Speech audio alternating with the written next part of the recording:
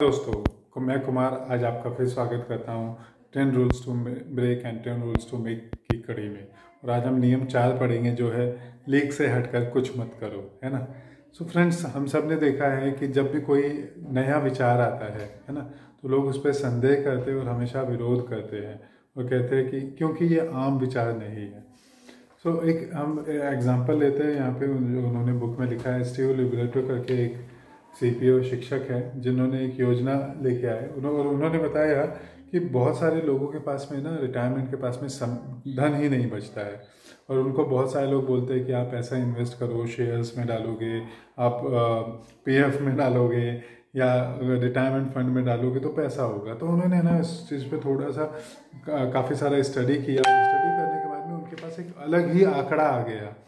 तो उन्होंने बताया कि अगर मान लेते हैं कि कोई अगर संपत्ति है, मतलब कपल है, और वो $60,000 वार्षिक उनकी आय है, तो उनके मतलब रिटायरमेंट फंड में $2.3 मिलियन डॉलर्स होने चाहिए।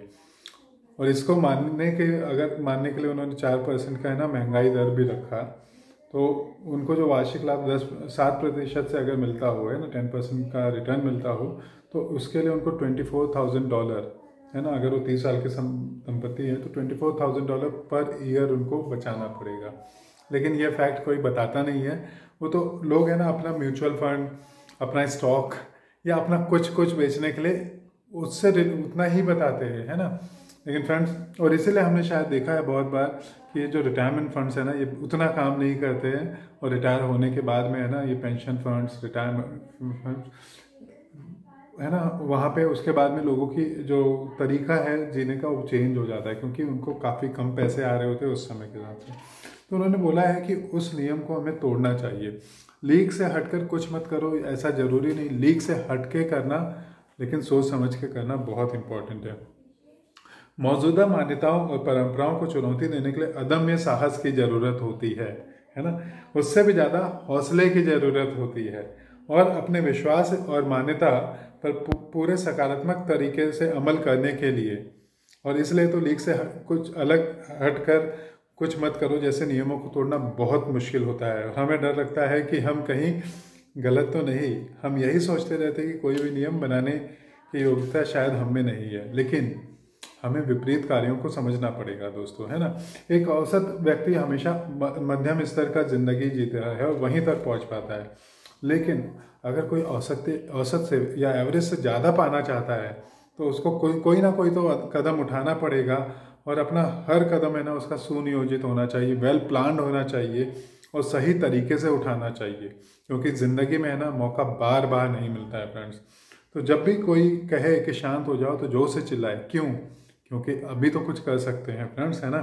तो कभी कभी शांत रहो, लेकिन उत्तेजित हो, और उत्तेजित ही रहना चाहिए। एक्साइटमेंट के साथ में हमें रहना चाहिए, और अपने आप के अंदर, है ना, एक नई शक्ति पैदा करनी चाहिए, आशा के साथ और जुनून के साथ आगे बढ़ते हुए जाए।